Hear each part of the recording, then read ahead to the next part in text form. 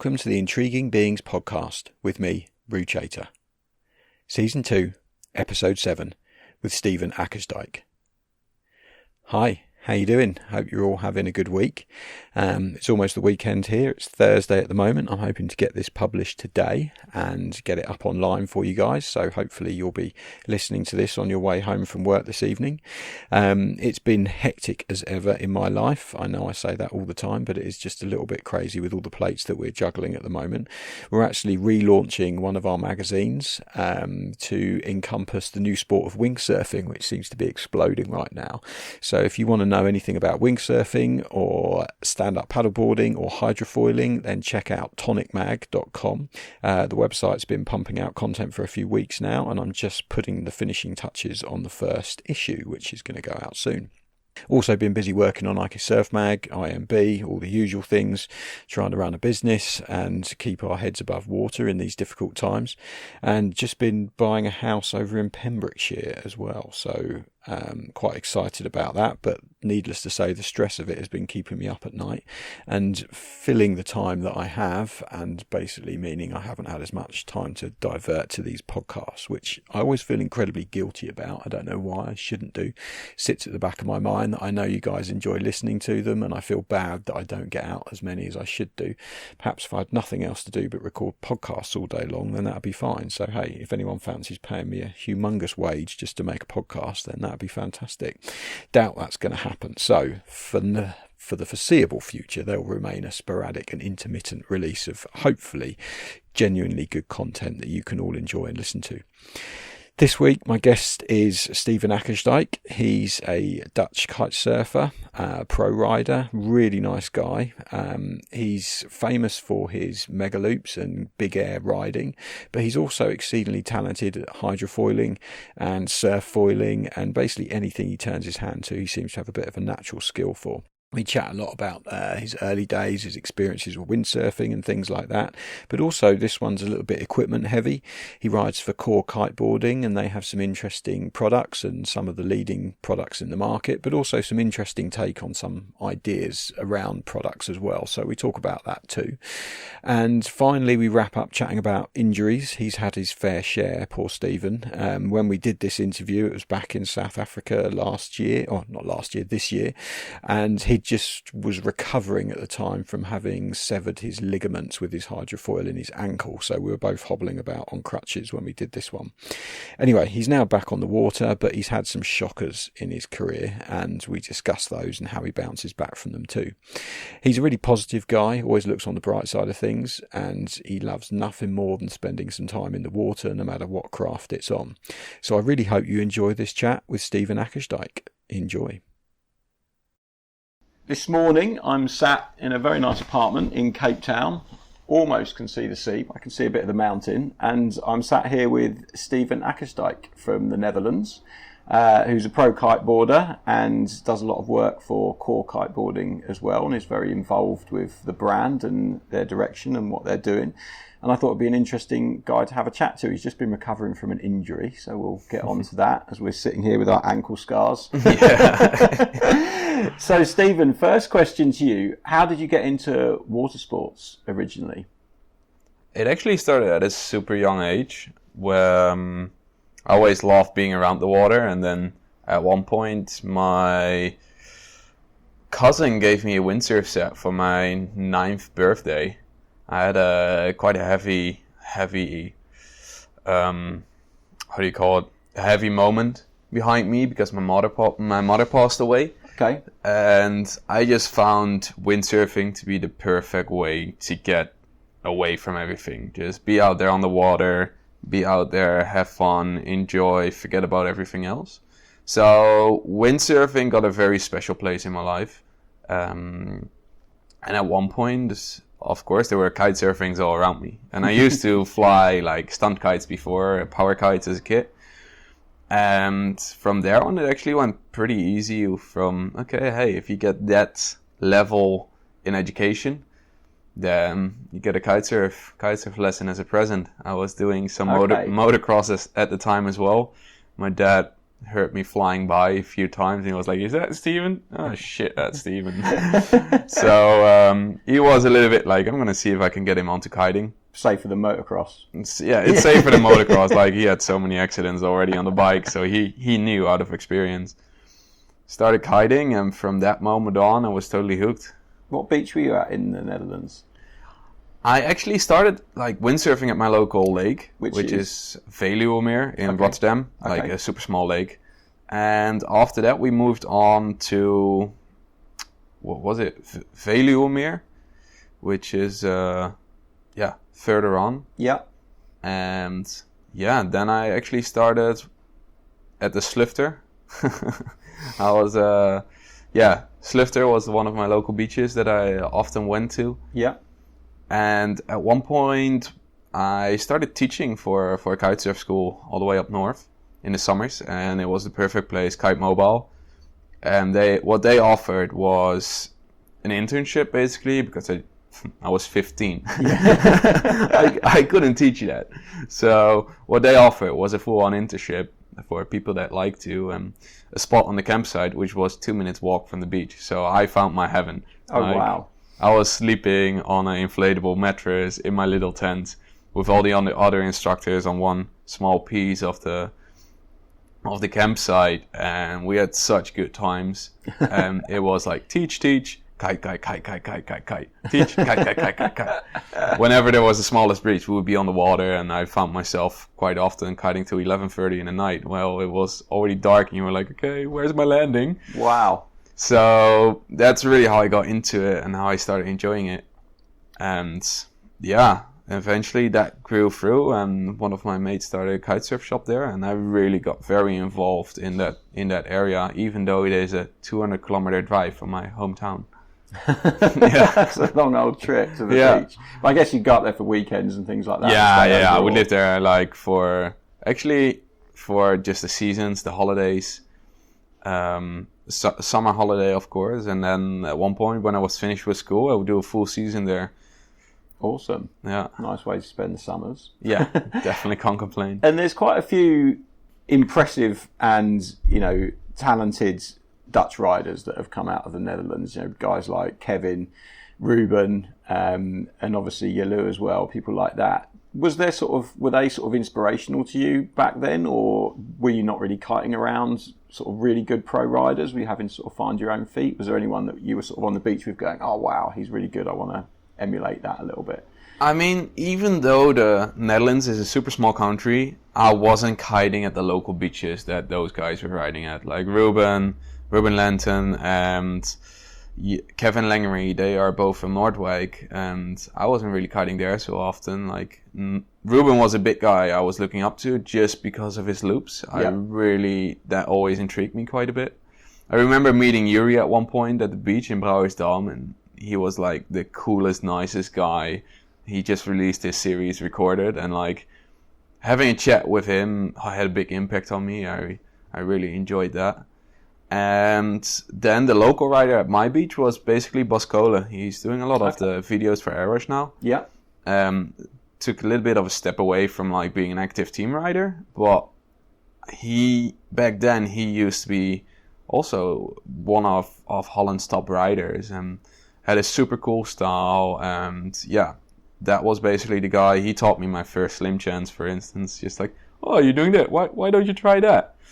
So just like that, I think Boscola was one of the guys I was riding a bit with, and then further on you have Jerry van der Kolk, Lasse, and that's Bram Bast. Like that's the crew I was really riding with more often in the end. And did you ever compete? Because the Netherlands has a pretty good national competition scene, right? So were you competing on that at any stage, or? Yeah, I did do quite a bit of Dutch competitions. I was even doing European competitions. All in freestyle. Yeah. I was Dutch champion, freestyle champion at some point. 1 year. I got crowned to Dutch freestyle champion when I went to Bali because we had 2 stops. Yeah. Or 3 stops in total. And then 2 of the stops actually got cancelled, and they only ran 1 stop, which was at my home beach, and it was the perfect conditions for me. My 17 square meter.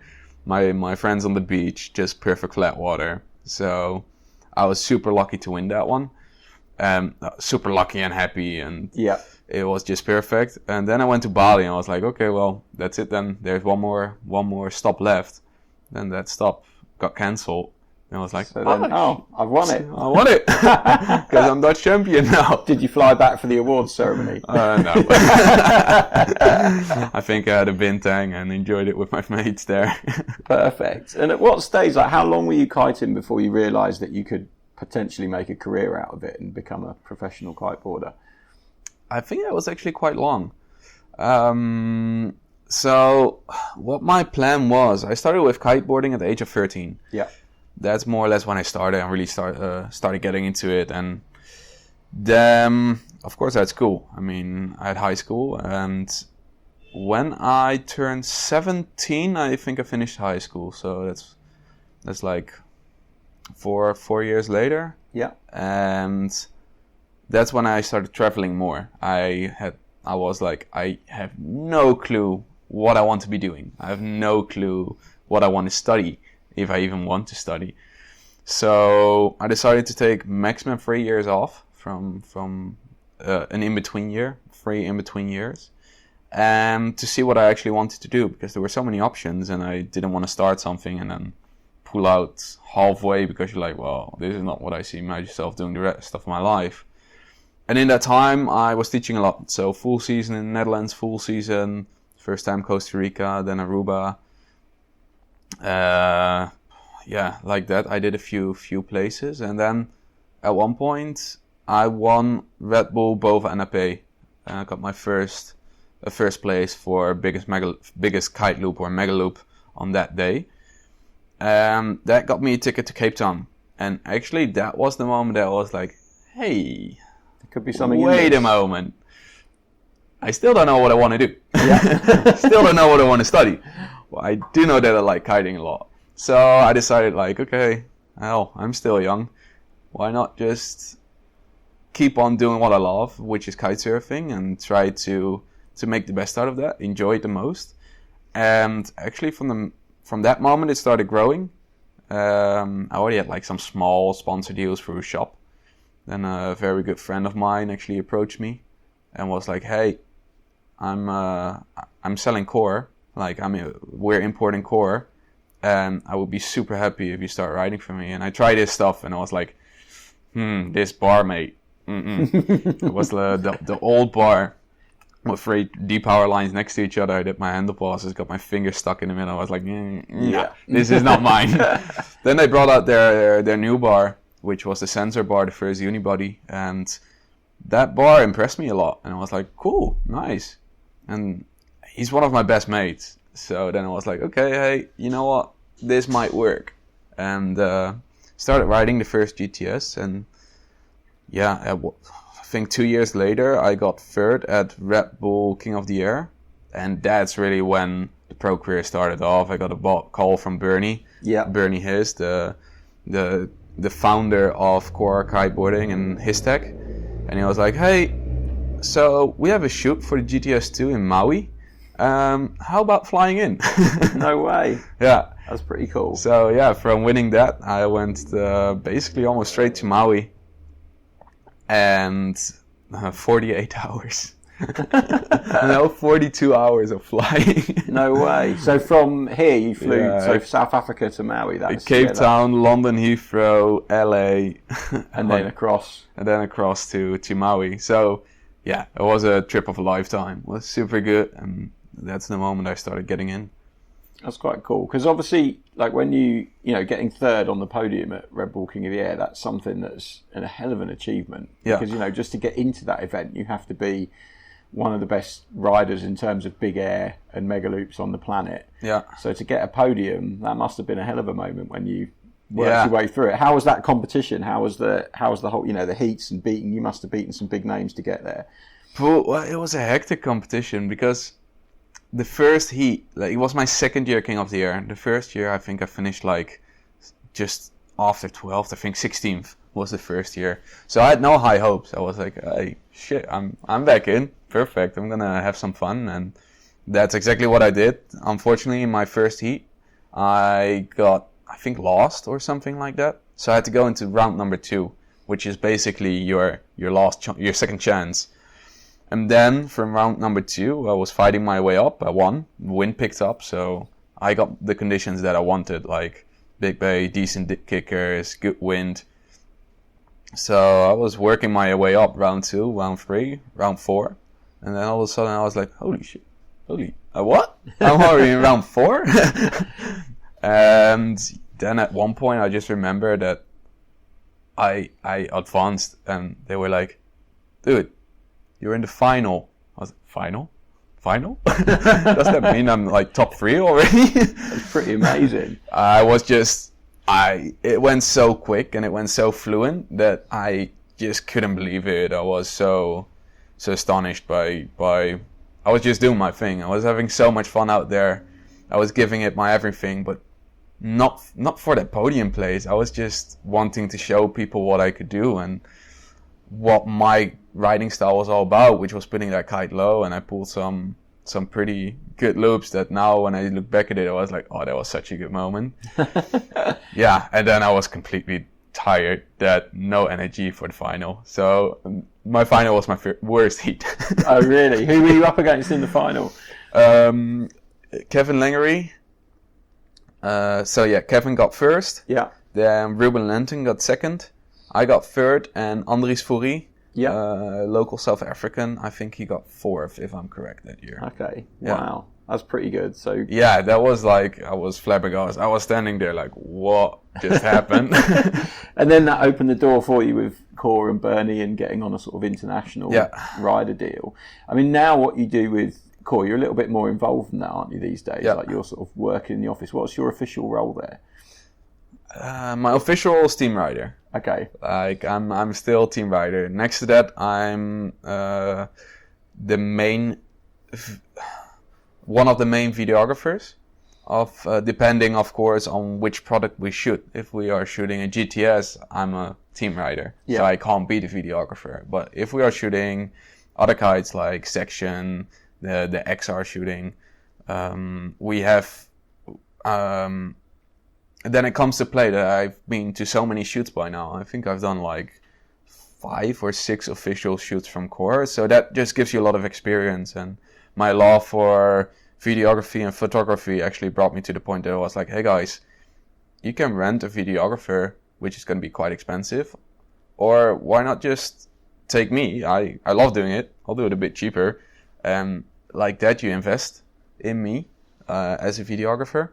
So my content is going to get better, and in the same time I can earn some extra cash with it, which I can then invest again. They were totally up for the idea. So at the moment I'm doing quite a bit of videography for them.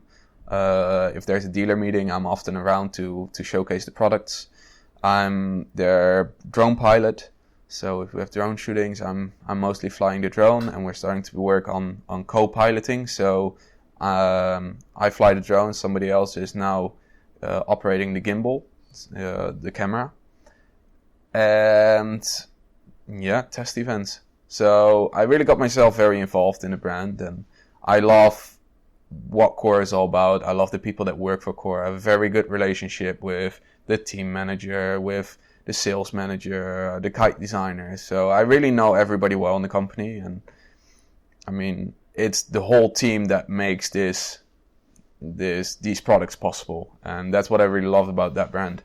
They've done really well, haven't they? Because they were quite big in Germany for a while, and then now they're everywhere. Yeah, you know, they really have like completely dominated. I remember last year, I think they won best. Well, they came second in like best board manufacturer or something, and then they won something else, and everyone was emailing me going, what, and I was like, well, you look at the marketing that they're doing and the amount of effort they're putting in. Do you think that's a combination of like the marketing, the product, the riders and things like that? You know, how have they sort of become so big, as it were? I think at one point it starts with the products. Like, you need good products that riders feel safe with to do what they are capable. So for me, it's a German kite brand. I had a problem with my kite once. Like, in all those years, only one time I had a seam that opened up a little bit, and I was like, oh, but there's a safety seam right under it, so no problem. Just stitch it back closed and we're done. So I have so much trust in this kite gear. That also goes for Josh and Ross. Like, it's in my opinion, the products are so good that I feel so safe with them and other team riders. And then they do stuff which people look up to. We got 2 riders which just beat the 30-meter mark.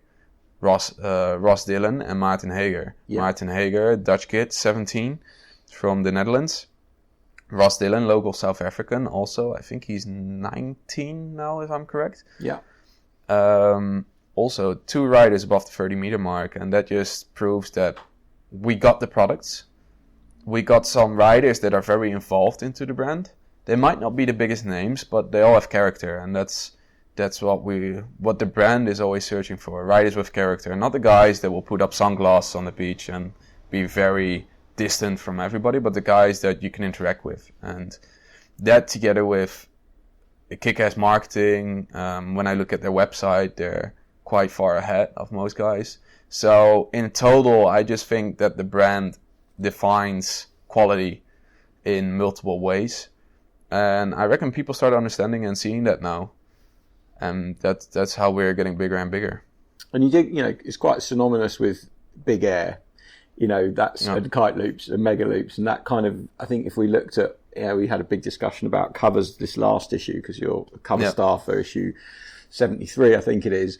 And, it's that classic shot of kite below rider, super radical is what kind of they've been synonymous with. And then I think one of the things they did tied themselves in with Woo, didn't they, for the challenge for people to actually try and jump as high as they can and things like that. How did that go? Because that brought people out to South Africa, didn't it, to have a sort of the Wool/Core XR5 challenge is one we had.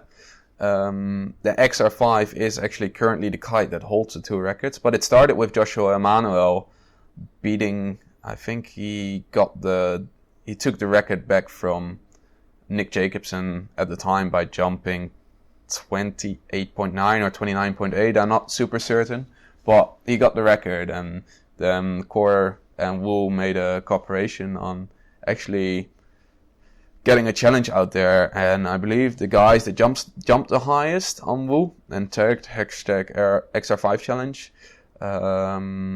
or the most accumulated jumps, actually won a trip to Cape Town. So pretty cool, isn't it? Yeah, last year we had actually a pretty cool event where we had a bunch of people that got invited for performing in that XR5 challenge, and got to fly our gear, and yeah, it was cool. Also meeting the people and actually seeing that so many people are jumping higher than I am, way higher.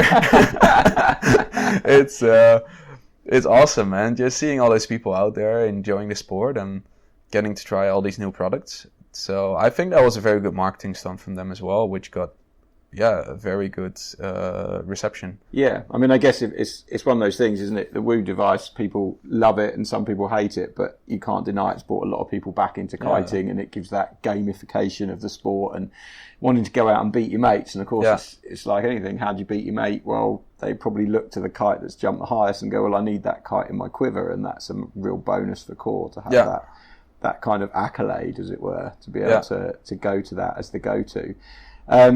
Obviously, you ride a lot of different products, and Core make a hell of a lot of different products. They've got a big range in terms of different kites and things like that.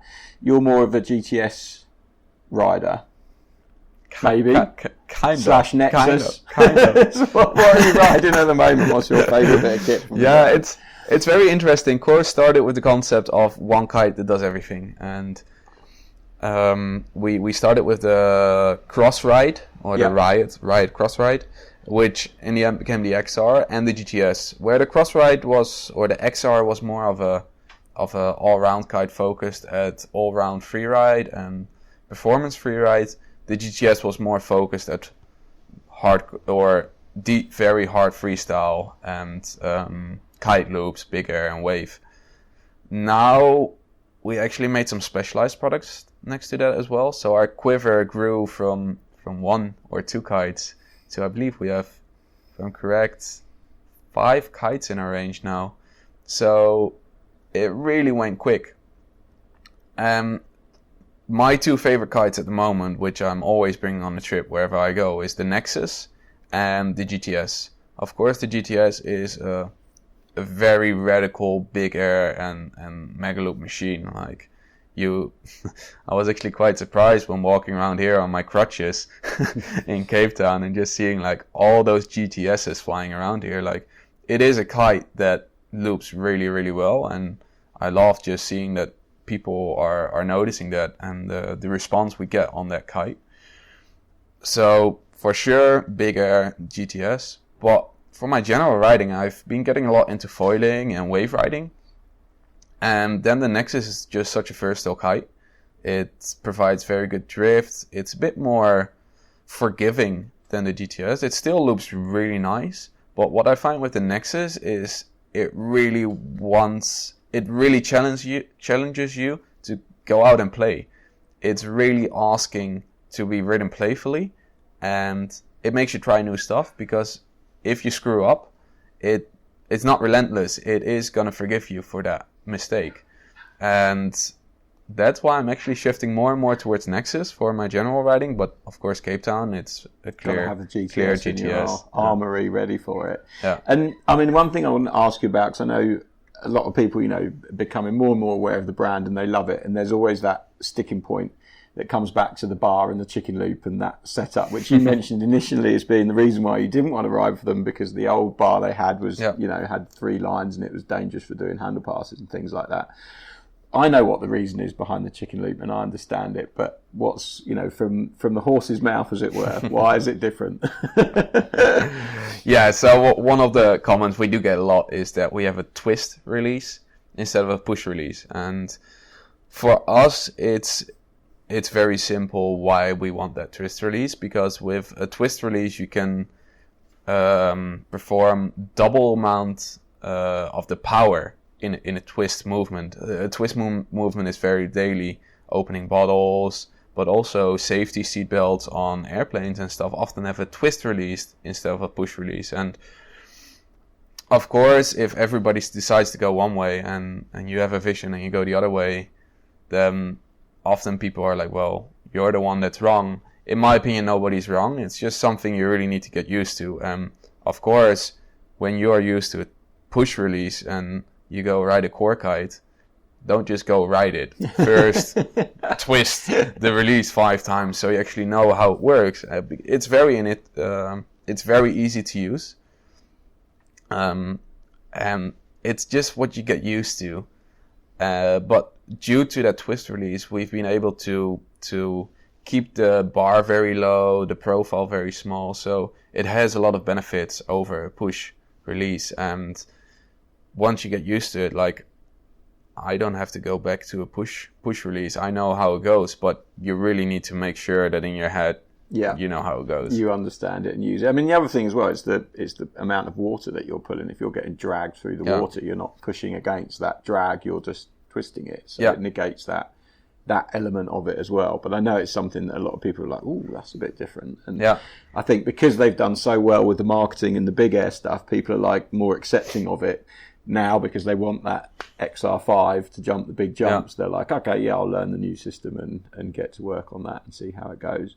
You've done a lot of travelling. And I think when I first met you, it was in Mauritius, and you were spending a lot of time out there. And there's a big, with Willow, River Tonkin, the Wave Rider, and some of the other guys out there, there's a big kind of core contingent in Mauritius, and you seem to spend quite a lot of time there. What's the reason behind that? What's so good about that place that makes you guys go back there and have it as a bit of a base? Well, first of all, you can ride basically, it's warm water. Who doesn't like warm water? Second of all, I really love surfing, like just normal wave surfing without a kite. As kiting for me took very much of a professional direction where it's more work. Well, it became a lot of work and less fun. So if I have something on my mind, then with kite surfing, it's always like, actually I should maybe shoot a picture, do a bit of this, do a bit of that. Surfing took that place of being out there, letting go of everything, being in the moment. Mauritius is pretty awesome for surfing. The locals there It can be tricky. That's another thing. You got to work around the locals. And that's kind of a tricky thing.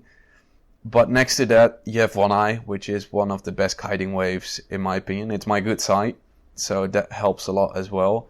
And then you just have this crew over there. So Taylor is another good rider for Core. He used to spend a lot of time there. Willow, Josh went there quite a few times. So in general, it just makes for a very nice place where you're with your friends. It's a tropical paradise. It's beautiful. You can surf, you can kite, you can hydrofoil. So for me, it just offered a lot of things that made that place very special. And that's basically why we're always going back there. Is there anywhere that you haven't been yet that you'd really like to go to? Yeah, loads of places actually. It's at one point you get so used to one spot that you tend to go there because you know what you get. And I would still like to go to Sumbawa. Yeah. I've been to Indo, to Bali, but I haven't been to Sumbawa yet. Western Australia, of course, but it's Cape Town time, so it's a difficult one, isn't it? It's a difficult one. You're not just going to fly there for a very short time. If I would travel there, I would like to stay a bit longer. And like South America, there's actually, I think it would be really cool to travel a bit more and try to find certain spots. Madagascar is something I would like to go to. Just travel more, get a 4x4 and really search on Google Maps and stuff like that. I guess that's a difficult thing when you're having to go and do photos and videos and shoot and you're working. You always tend to go where you know it's going to be good. Yeah, I mean it's always an investment. So I'm not really looking on my numbers and trying to figure everything out perfectly, but I know that when I go to Cape Town and I don't get injured, that I can get a lot of content in which will pay for my trip and get me some on top for my next trip. Whereas if you go somewhere and you don't get wind, it's a huge investment to go there. And yeah, if you don't get wind for 3 weeks, you basically haven't been working for 3 weeks. That just makes it a bit harder to say like, okay, hey, you know what? Let's just go. Yeah, and take a risk on something. Take a risk. And that's kind of what I had last time with Ireland. Like Ireland was a place I went last winter or last autumn. It's an awesome place, but it's so hard to shoot there. For the very reason it's almost always rainy. I mean, I wrote like if you guys want to read a full article on Ireland, I actually wrote one in the last magazine, issue 73, issue 73. And yeah, I was there for 3 weeks and it was just so hard to get the right conditions to go for a shoot. Plus, you're just searching. I had no clue about the locations. And now I actually met a local over there. He's super cool and he showed me some of the spots. And now I know when I get back, I know where to go. It's a place that's full of hidden gems, but you need some local guidance because otherwise you won't get there. You can't see it on Google Maps. You can see a little bit, but you rock up and there's a 100-foot cliff where you thought there might be a nice kite spot. Yeah, and there you thought like, oh, let's go kiting with side offshore wind. Well, that ain't gonna happen. It's not gonna happen because the cliff's killing it all and things like that. Yeah, I guess that's what makes it tricky sometimes. I mean, obviously Cape Town's a bit of a spiritual home for anyone that wants to do big air and jump really big. And then this year you obviously had a bit of a mishap which kept you out of the King of the Air, which I know was really upsetting. So what happened there, Steven? Yeah, so I actually took my hydrofoil to Cape Town. It's something I really started enjoying. And it's just a completely new way of riding. You have to teach yourself. Your progression curve is so high when you start something new. I had that at one point when I started strapless riding. And now with hydrofoiling I have the same. And that really keeps it fun for me. So I decided to take it to Cape Town. And then at one day I decided I wasn't using it enough. So I actually walked out of the apartment where we're sitting right now, walked over to the beach, gave my 8-meter kite a launch. I think it was 8 knots. And the swell was 2 to 3 meters high. So pretty big. It was quite sizey out there and always no wind. So first I couldn't even get it through the shore break. There was quite a bit of a shore break and my kite kept falling out of the sky and I'm like, got it just before it hit the beach. Then I was like, okay, Steven, maybe just be smart. Don't go, probably you're going to break something. So I went back to the beach. And I was like, well, my kite is wet, so might as well just fly dry a little bit. And then at one point I noticed there was a little bit more wind coming up. So I was like, oh, it should be enough now. So with a bit of struggle, I managed to get through the beach break. Once I was out there, I was like, oh, yeah, nice, this is cool. I'm having some fun. I was kind of riding in the outside break, in the impact zone, and doing some turns on waves, riding with side onshore conditions. 10 knots of wind. Like, I was quite pushing it. Yeah. And then at one point, did a jibe with down loop on a wave, on a 2 meter high wave, and then got out of balance. Foil shot in my lines, kite crashed. And then I was there, foil in my lines, kite in the water. Big waves. 2 meter high wave, took my kite. Well, you felt how much power a wave has if it grabs your kite. Yeah. So I just got torpedoed straight into my foil, which was in my lines, and no. I kicked my foil so hard that the fuselage, which is pure stainless steel, I bent it. No way. I kicked it so hard that the rear wing cut down to my ankle joint, and my ankle joint was open. Oh. One of my lines pulled straight through my board, so I had a line stuck in the middle of my board. No way. So just cut through the board. There was that much power on it. Yeah, a carbon board straight through a rock. Crazy. So the power on there was just immense. Could have just released it, but sometimes you just don't think about the possible consequences. Like when I'm wave riding with strapless board, usually I wait one wave. Yeah, and then you see if you might get a chance to relaunch it. Yeah, but now you're riding a wave with a huge fin under it, which I didn't think of quick enough. I learned the hard way. Now I know. Whenever you get stuck with a foil anywhere near you, really easy, get rid of it. So I actually managed to foil out of the water. I was going to say, like, 'cause having a cut in the water, especially one that deep, it's pretty nasty. Because I imagine there's a fair bit of blood, and you've got to get yourself back to the beach, and there's no one else out there because it's only 8 knots. Well, luckily, a few friends of mine were two friends were on the beach because it was right in front of Mystic House. Okay. So that was very lucky. But yeah, I actually didn't notice. I just saw the line in my board and I was like, oh, fuck, well, there you go, Steven. You pushed it. You broke something, you idiot. So I managed to pull the line out. It wasn't that easy. I was actually stressing quite a bit. And then managed to relaunch the kite, which I was hoping for. And then I get up on the board, I do a down loop, and I get out of the water a little bit and look at the deck, and my deck is red. Just red from the blood. Oh. Then I look at my foot, and I just see this huge open wound, and I'm like, see something white underneath, and I'm like, oi. That's proper. Okay, you screwed up. Yeah. So with shaking legs, I do manage to foil back to the beach, kind of, which was surprising because I didn't know at that point, but my rear wing was also sideways. Yeah, the fuselage is bent and everything. Yeah, and that cut in my foot. Got on the beach, and then basically one of my friends on the beach who was still in his wetsuit because he was trying as well.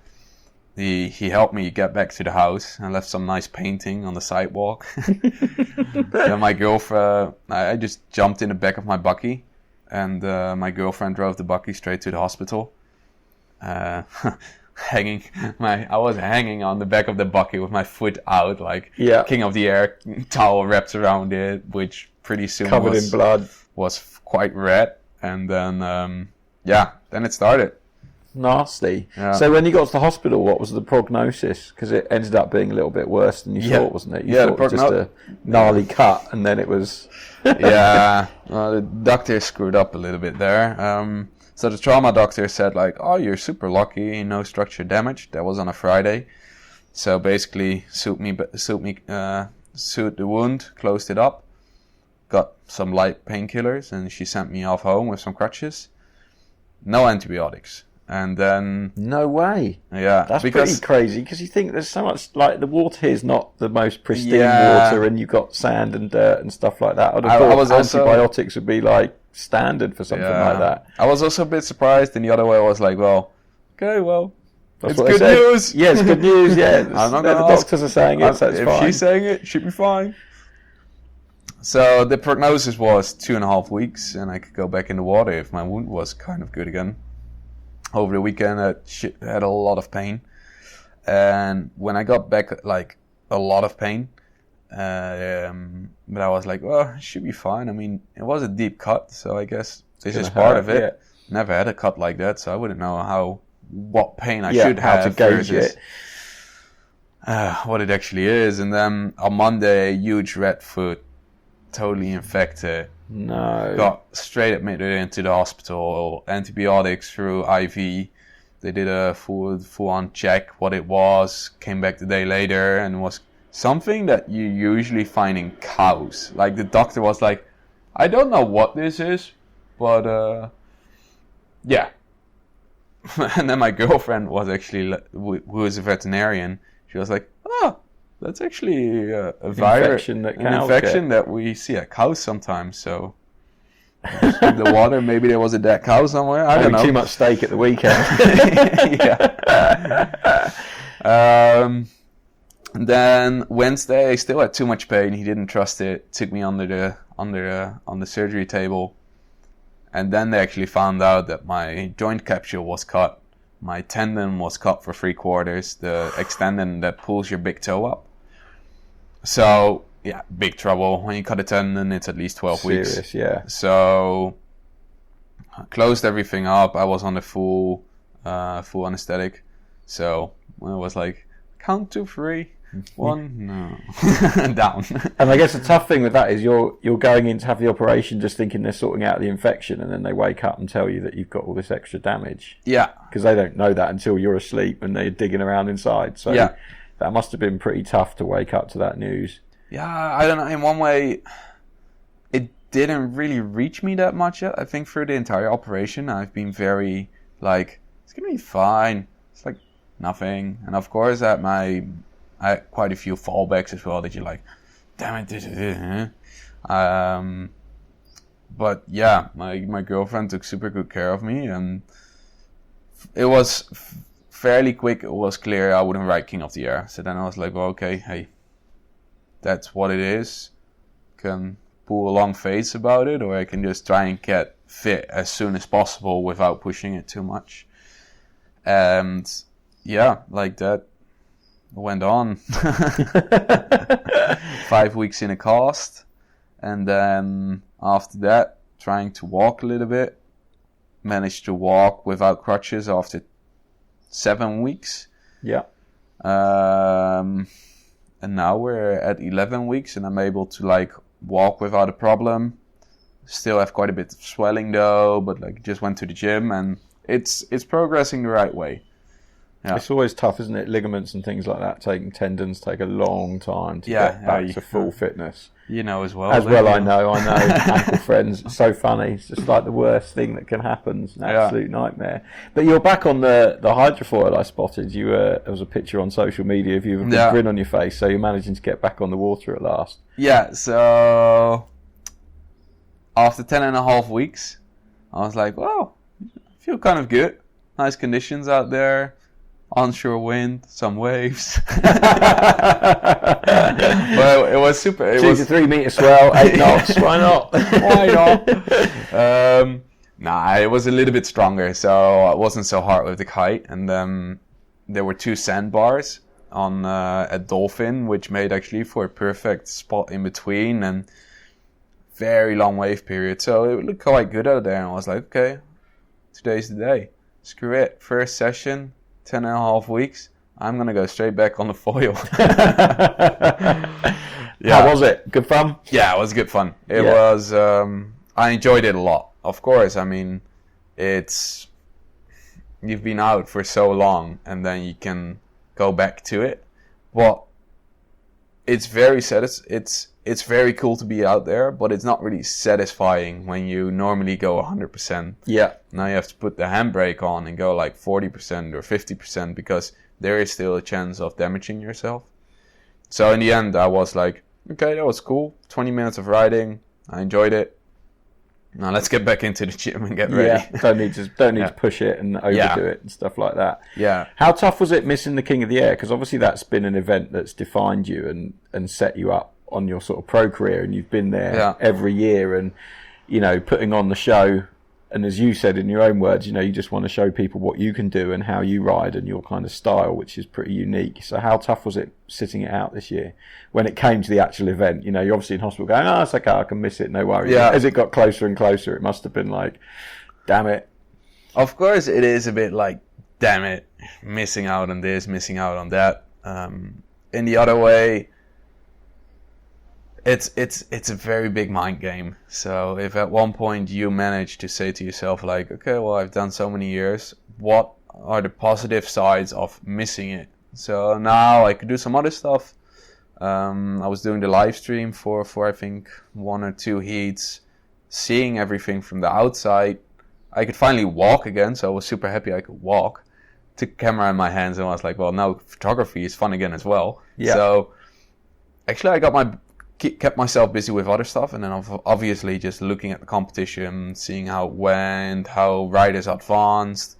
So because you have a bit more time, and it made me realize some stuff as well in the competition. What if I want to get up there? What I'll need to do in next year's competition, and what I need to be working on. So I think in the end it was just a very good year on the sideline and trying to make the best of it. Of course, I would have loved to be in there, but in the other way, I think it's good.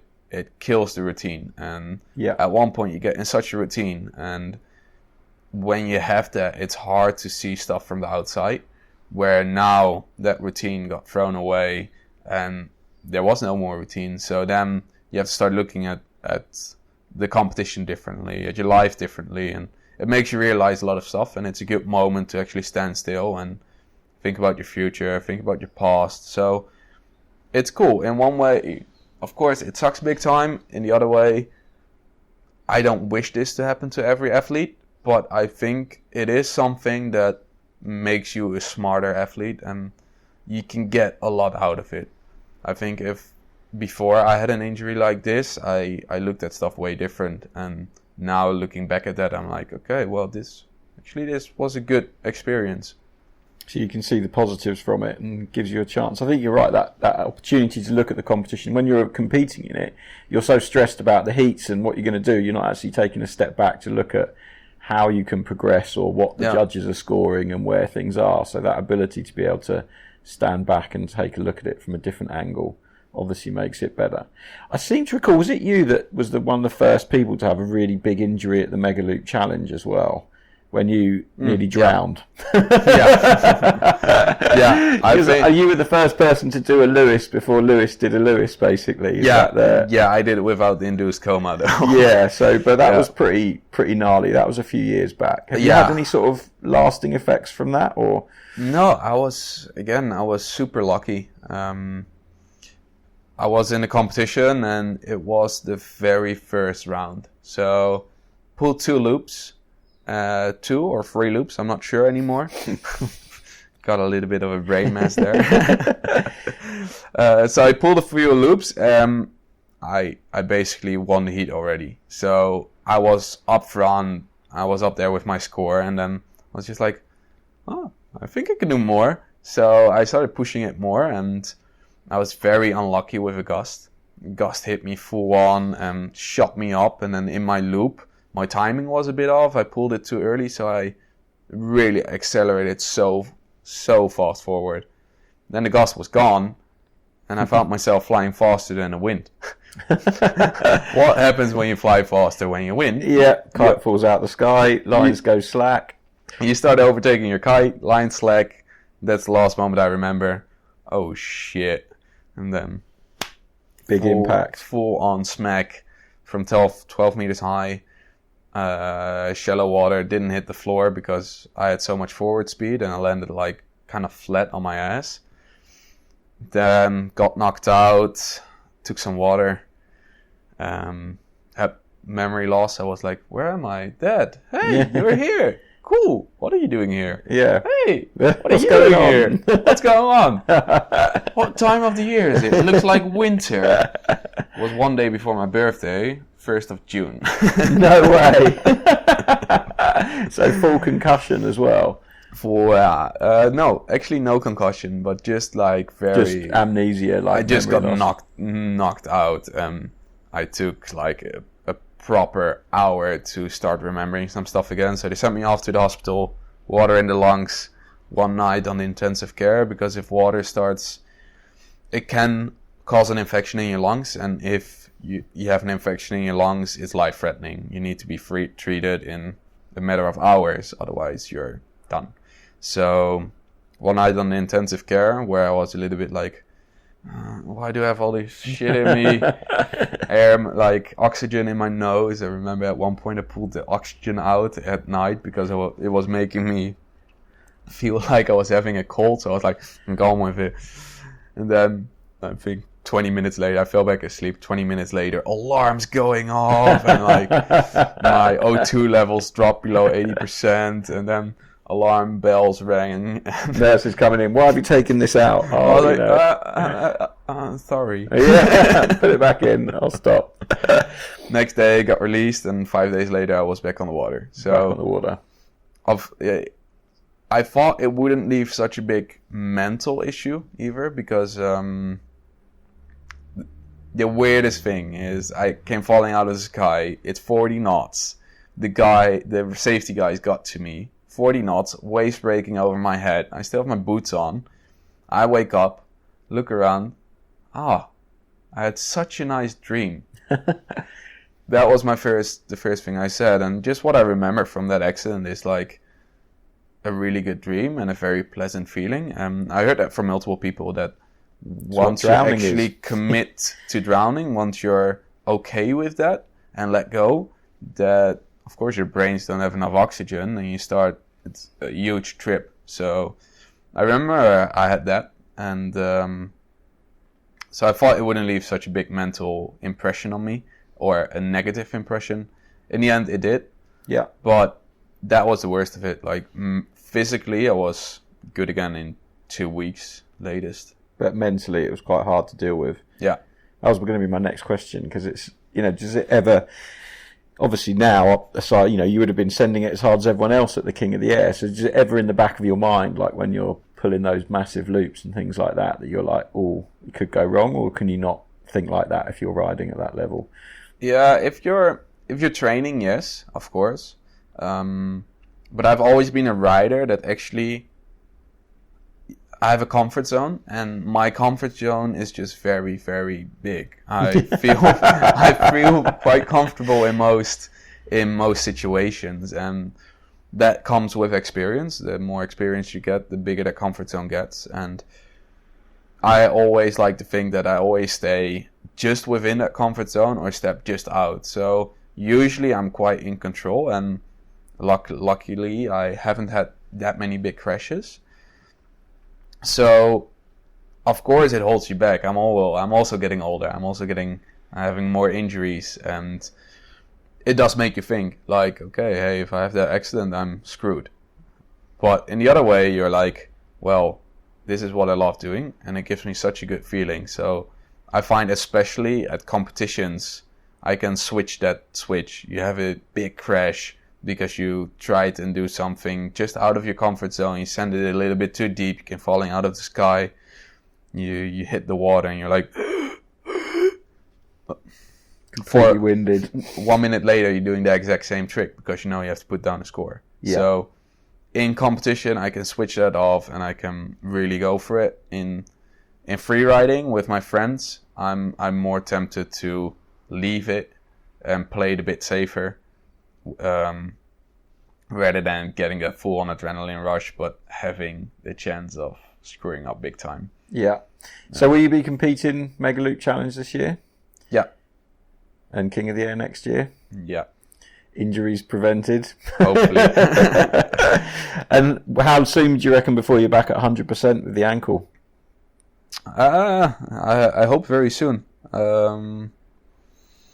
It's been almost 12 weeks now. It's been 11 weeks and something. So 12 weeks, your tendon is supposed to be you can put some proper pressure on your tendons again. So now the upcoming month is going to be full on training time, especially because I actually heard yesterday from Lasse Walker that we're going to Red Bull Ragnarok together.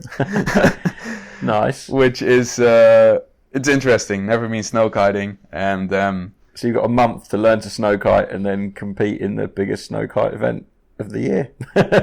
basically, yes. Excellent. Yeah. So baptism of fire for the ankle. Yeah, so it's going to be a lot about getting the ankle ready now, getting out there, making sure it's good, and then having a lot of fun at Red Bull Ragnarok without going down too hard, I hope. So snow is soft, isn't it? That's the thing. Super soft, super soft water. And fluffy, and it'd be lovely. Yeah, softer than water, maybe not. Well, good luck with Red Bull Ragnarok. You'll have to let us know how you got on, Stephen. Yeah, thanks. Excellent. All right, I think we've been chatting for a while there. That was brilliant. Thank you very much for your time. Good luck with the ankle. Hope you get back on the water soon. And back on the water 100% soon. Yeah. And maybe see you at Red Bull Ragnarok. There we have it, episode 7 in the bag. I hope you enjoyed that one. Shouldn't be too long until the next one's released because I've already edited it and sorted it out and it is uploaded and just waiting for me to push a button. So hopefully I'll have another episode for you next week. Anyway, I hope you all have a fantastic weekend. Thanks again for tuning in. If you could do the honourable thing and like and share and give these a rating on the App Store, that would be fantastic. Tell your friends about it. The more people that listen, obviously the more inspired I am to keep doing them. I know I'm a little bit sporadic with these and I feel incredibly guilty about it, which perhaps I shouldn't do, but essentially I lead an exceedingly busy life and trying to find the time to fit all this in as well has been pretty tricky since my recovery from my ankle injury and now that I'm up and about and doing a lot more things with the business that we run. Anyway, I hope you enjoyed this last episode and fingers crossed you'll tune in next week for the next one. Thanks very much for tuning in. You've been listening to me, Ruchater, and the Intriguing Beings podcast.